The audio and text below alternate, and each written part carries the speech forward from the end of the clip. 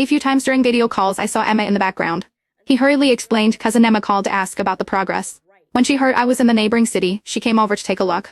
This time, thanks to cousin Emma's help, we saved a lot of trouble. Even my dad praised me. Second-generation rich kids spend their whole lives wanting to surpass their parents, and Jack was no exception. His father and grandfather were both very successful entrepreneurs. Jack wasn't that either, but he was always overshadowed by his family's reputation. He had always wanted to prove himself. This time, the direct sales stores were set up in several cities at once, fast and in good locations. Even his father and grandfather praised him at the dinner table for doing a great job.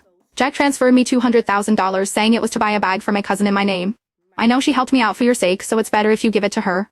I still have that much sense. Then he added, choose one that your cousin likes. If it's not enough, I'll transfer more to you. I took out my phone and called my sister, saying as soon as the call connected, thank you for helping my boyfriend. He says he wants to buy you a bag around $200,000 th. Do you have any preferences, or should I just transfer the money to you?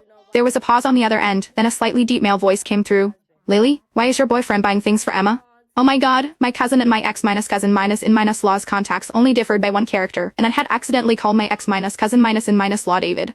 David, Emma, and I were all schoolmates. David was 1 year ahead of us and we would run into each other during club activities. I only praised David for being considerate once, and the next day, Emma started pursuing him openly. When a girl chases a boy, success comes easily. 2 weeks later, they got together.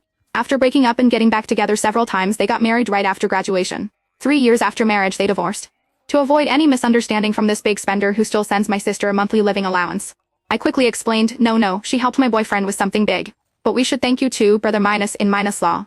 This time, my boyfriend's direct sales snack brand relied entirely on your resources. I thought she was being ambitious and planning to open her own business, but it turns out it's for your boyfriend. She's more attentive to him than she ever was to me. Before I could respond, he continued, alright, I get it. I'll buy the bag for her. You keep the money for yourself.